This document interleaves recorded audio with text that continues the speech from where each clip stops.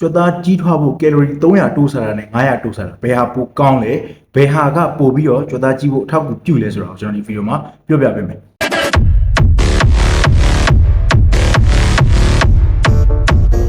ကျွန်တော်အရင်ဆုံးစပြောရမယ်ဆိုရင်ကျွန်တော်ကယ်လိုရီအကြောင်းပြောပြီးဆိုရင်ကျွန်တော်သိရမှာ BMR ကိုသိရ BMR ဒီ main ကယ်လိုရီမှာကျွန်တော်တို့ခန္ဓာကိုယ်ကြီးက BMR ဆိုတဲ့ basal metabolic rate ထိုင်နေတဲ့အချိန်မှာတော့လောင်ကျွမ်းတဲ့ကယ်လိုရီကိုပြောတာအဲ့ဒီဟာကို main ထားပြီးကျွန်တော်တို့ကကြည့်ပြီးကြမှာနောက်ထပ် calorie surplus တွေ calorie deficit တွေဒါတွေကိုလုပ်လို့ရတယ် BMR ရဲ့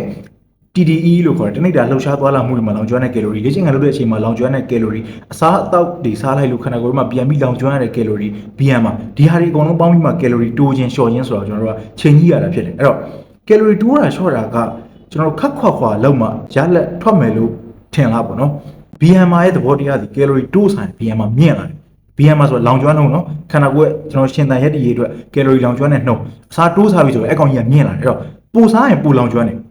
short စားရင်သူနှေးသွားတယ်လောင်ကျွမ်းအားလျော့သွားတယ်အဲ့တော့ကျွန်တော်တို့ကတိုးလိုက်တယ် short လိုက်တယ်ဆိုတိုင်းခန္ဓာကိုယ်ချက်ချင်း theory တွေကိုအလုပ်လုပ်နေမှာမဟုတ်ဘူး formula တွေတိုင်းအလုပ်လုပ်နေမှာမဟုတ်ဘူးအဲ့တော့ calorie တိုးရဲဆိုရင်လည်း300တို့900တို့နဲ့ကျွန်တော်အခြေခံကြကြစဉ်းစားကြည့်မယ်ဆိုရင်အစီတစ်ပေါင်တက်ဖို့မှာ calorie 3500လိုတယ်လို့ပြောတယ်ခန္ဓာကိုယ်ထဲမှာ calorie 3500ပိုရှန်လာပြီဆိုရင်အစီတစ်ပေါင်တက်လာပြီလို့ပြောတယ် calorie 300တိုးတဲ့လူတယောက်ကြွက်သားကြီးချင်လို့ calorie 300တိုးစားတဲ့လူတယောက်အနေနဲ့12ရက်ကြာတဲ့အချိန်မှာ calorie 3600ဖြစ်သွားပြီအစီတစ်ပေါင်တက်သွားပြီ3500ဆိုရင်အစီတစ်ပေါင်လေအဲ့တော့နှစ်ပတ်လောက်မှာကျွန်တော်တို့ကအစီတစ်ပေါင်တက်နေပြီပဲထောင်း3လကျွန်တော်တို့ calorie 300စီတိုးသွားမယ်ဆိုရင်အားလုံးပေါင်းစုစုပေါင်း12ပတ်ရှိတယ်နှစ်ပတ်ကိုအစီတစ်ပေါင်တက်မယ်ဆိုရင်အားလုံးပေါင်းအစီ6ပေါင်တက်လာလိမ့်မယ်ထားလိုက်အောင်မာဆယ်တက်တာဘာညာနဲ့ဆိုရင်မာဆယ်နည်းနည်းတက်တာဘာညာနဲ့ဆိုရင်အစီ4ပေါင်နဲ့5ပေါင်4ပေါင်နဲ့6ပေါင်ချပေါ့နော်တက်လာနိုင်တယ်အနည်းဆုံး3ပေါင်တော့တက်မှာပဲအစီကအဲ့တော့ဒီအစီ3ပေါင်ကျွန်တော်လိုလို့လားမာဆယ်တိဆောက်ဖို့ calorie deficit မှာတော့မာဆယ်ကြီးထွားနိုင်တယ်ဆိုတဲ့အကြောင်းကိုကျွန်တော်ရှေ့ဗီဒီယိုထဲမှာမျှဝေပြီးသွားပြီအရန်ကျွန်တော်ဒီနေရာမှာပြောချင်တဲ့ calorie deficit ဆိုတာဟိုပြိုင်ပွဲဝင်သမားတွေလိုမျိုး body fat 10% အောက်ကိုအသေးအံချနေတဲ့ diet မျိုးနဲ့ deficit လောက်ထားတာမျိုးမဟုတ်ဘူး15%ရာခိုင်နှုန်း10%ရာခိုင်နှုန်းအထက်တွေပေါ့နော် body fat percent 10%ရာခိုင်နှုန်းအထက်မှာရှိရ deficit လုပ်နေတဲ့လူတွေဆိုရင် muscle တိဆောက်နိုင်တယ်သူတို့ muscle ကြီးထွားနိုင်သေးတယ်ကျွန်တော်ဒါကိုပြောချင်တာ body fat fight တို့ sit တို့ကိုကျွန်တော်ပြောနေတာမဟုတ်ဘူးနောက်တစ်ခုအနေနဲ့တော်တော်များများကခန္ဓာကိုယ်အလေးချိန်တစ်ပေါင် protein 1 gram ဆိုပြီးတွက်ပြီးစားတာများတယ်ဒါဒီမှန်တယ် advanced level တွေရောက်သွားရင်တော့အဲ့လိုစားရမယ်အဲ့လိုစားမှတက်မယ်ဆိုတာမျိုးကြီးတော့လည်းမဟုတ်သေးဘူး muscle ကြီးထွားဖို့အဓိကလုပ်ပေးမှာဒီ carbohydrate protein တစ်ခုတည်းကိုတိုးစားရုံနဲ့လေကျွန်တော် muscle တွေကတက်မှာမဟုတ်ဘူး carbohydrate အားကူးနေမှာသူက muscle တိဆောက်လို့ပိုကောင်းတာပိုရတာပေါ့နော်အဲ့တော့ muscle တိဆောက်ဖို့ဘာတွေလိုလဲဆိုတော့ကျွန်တော်ရှေ့ video ထဲမှာလည်းပြောခဲ့ဘူးတယ် energy လိုတယ် protein လိုတယ်ရေလိုတယ်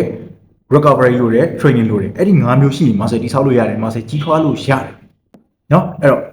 ့လူရင်းကျွန်တော်ဆက်ပြောရမယ်ဆိုရင် natural သမားတယောက်အနေနဲ့ကိုကအစားမထိန်နိုင်လို့တိုးစားတယ်ဆိုရင်တိုးစားလို့ရတယ်ဒါပေမဲ့ backing ဆိုပြီးခေါင်းစဉ်မတက်နဲ့ dirty backing တွေရိုးရိုး lean backing တွေခေါင်းစဉ်တက်เสียမလိုဘူး bike မဝသေးဘူးဆိုရင် bike စာနှုန်းကိုကဥပမာကျွန်တော်တို့ဒီအစားစားတဲ့နှုန်းမြင့်တဲ့လူမျိုးတွေ bike စာနှုန်းမြင့်တဲ့လူတွေဆိုရင် calorie တိုးလို့ရတယ်ဒါပေမဲ့ fat တွေပါတိုးလာလိမ့်မယ် muscle တိဆောက်ဖို့က calorie တိုးစားเสียမလိုဆိုတဲ့အကြောင်းဒီဗီဒီယိုမှာကျွန်တော်မျှဝေချင်တာအဲ့တော့ဒီစားမယ်ဆိုလဲ clean eating ပဲဖြစ်စေချင်တယ်ပေါ့နော် carbohydrate ဆိုလဲထမင်းအဖြူစားလို့ရတယ်ဒါပေမဲ့ limit တစ်ခုကြည့်ပေါ့နော်ကိုကအရန်စားတဲ့လူမျိုးဆိုရင်တော့ဒီထမင်းအဖြူလိုဟာမျိုးကို limit လေးသတ်မှတ်ပြီးတော့နောက်တစ်ခုအနေနဲ့ supplement တွေတွဲသုံးတာမျိုးဒါမှမဟုတ်လဲတခြား complex carbohydrate တွေပြောင်းစားတာမျိုးလုပ်လို့ရတယ် protein ကိုကျွန်တော်ဒီမှာပြောချင်တာကျွန်တော်တို့ body weight ကြီးတိုင်းစားစရာမလိုကိုလေးချိန်ပေါင်180ရှိရင်180စားစရာမလိုဘူးပေါင်100ရှိရင်100 gram စားစရာမလိုဘူးကျွန်တော် lean body mass ကိုကြည့်ပြီးတော့ muscle ပမာဏကျွန်တော်မှာဘယ်လောက်ရှိလဲအဲ့ဒီအတိုင်းစားရင်လုံလောက်ပြီလို့ပြောလို့ရတယ် carbohydrate တွေ fat တွေ protein တွေလိုအပ်တဲ့အာဟာရတွေကျွန်တော်ခုနပြောတဲ့ recovery တွေ training တွေညီမျှနေရဆိုရင် muscle တိဆောက်လို့ရတယ် backing တွေ cutting တွေမလိုဘူးဆိုတဲ့အကြောင်းကိုကျွန်တော်မျှဝေပေးချင်တာအဲ့တော့ muscle တက်ချင်တဲ့လူတွေအတွင်းမမားနဲ့ calorie အများကြီးတိုးစားရင်အစီတက်လိမ့်မယ် muscle ဒီ calorie တိုးတိုင်းတက်တာမဟုတ်ဘူးအဲ့တော့အဲ့တက်လာတဲ့အစီကိုပြန်ချရင်လည်း muscle loss ကပြန်ဖြစ်သေးတယ်ဆိုတော့မတန်ဘူး backing လောက်ရတယ်နော်အဲကြောင့်ဖြည်းဖြည်းနဲ့မှန်မှန်သွားမယ်ဆိုရင် calorie အများကြီးတိုးစရာမလို calorie တိုးခြင်းလျှော့ခြင်းကိုခေါင်းနဲ့ထည့်စရာမလိုဘူးအာဟာရလုံလောက်အောင်စား protein ပြည့်အောင်စား carbohydrate တွေ fat တွေကိုအကောင်းဆုံး quality တွေကရွေးစားအကောင်းဆုံးဆိုတာကျွန်တော်ဟိုလို